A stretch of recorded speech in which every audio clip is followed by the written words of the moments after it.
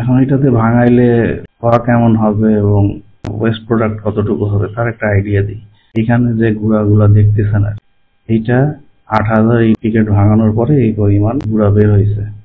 এখন গুঁড়া পুরাটাই যেন ওয়েস্টেজ তা না, এর ভিতরে ছোট সাইজের কিছু চিপস থাকে, এগুলো আর কি বালি তেলার নেটকিন আলাদা করে বের করে রাখলে এই জিনিসগুলো দিয়ে ভবিষ্যতে আপনাদের ছাদের বা মিমের ব্লক গুলো বানানো যায়, ড্রপলের ঢালাই করা যায়, রান্নাঘরে কিছু শেলফ আছে, এরকম টুকিটাকি অনেক কাজ থাকে। যখন না থাকার কারণে এগুলো টাকা দিয়ে কিনে নিয়ে আসে, এই জিনিসগুলোকে পরবর্তীতে এইভাবে তেলে আলাদা করে বের করে নিলে সেটা একটা ভালোভাবে ব্যবহার করা হলো। তাহলে আমাদের গুঁড়াগুলোও বের হয়ে আসলো, আর আমরা পরবর্তীতে আরো কিছু কাজের জন্য আমরা কিছু বাই প্রোডাক্ট গুলাকে আলাদা আলাদা করে রাখলাম। একটু সময় সাধ্য, একটু টেডিয়াস কাজ হলো, বিরক্তিকর হইলো।